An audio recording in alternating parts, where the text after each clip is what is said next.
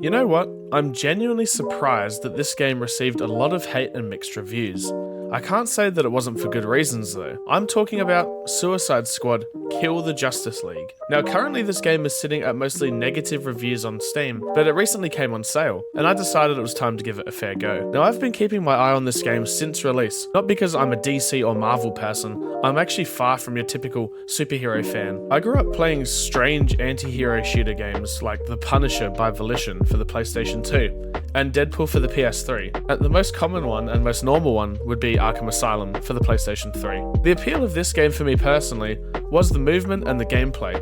From watching other people play it online, it seemed more enjoyable than meets the eye, and that is the case. But sadly, it still has a lot of holes in it. Now the game has a story mode, but the entire game is live service, which means it's online only.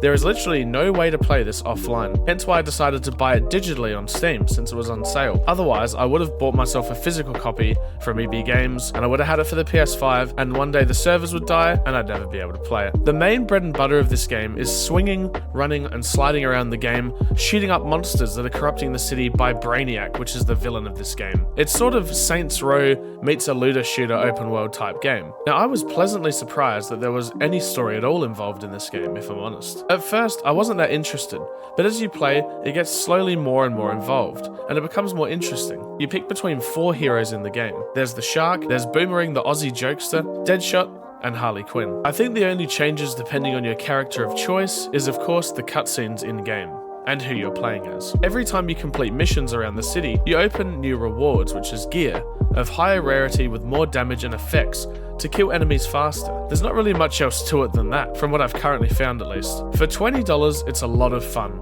if you're into this type of game, but I can see why there was a lot of negativity for a full price game with absolutely no offline replayability. They pushed, almost forced, online co-op and made it worse for people to get into. The closest game comparison was the Avengers game for the PlayStation 4 during the early game cycle of the console.